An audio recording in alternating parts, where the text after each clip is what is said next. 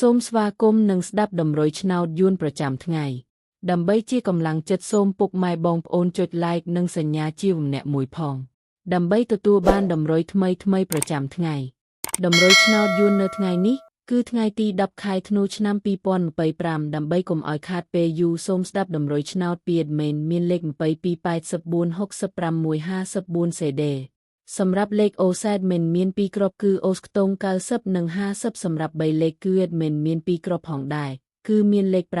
963គុណ741គុណបើសិនជាពុកម៉ែបងប្អូនស្រឡាញ់និងពេញចិត្តលេខទាំងនេះពុកម៉ែបងប្អូនអាចយកលេខទាំងនេះទៅផ្សងសំណាងបាន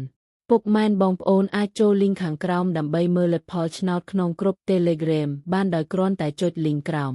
ជាចុងក្រោយសូមជូនពរពុកម៉ែបងប្អូនដែលយកលេខខាង admin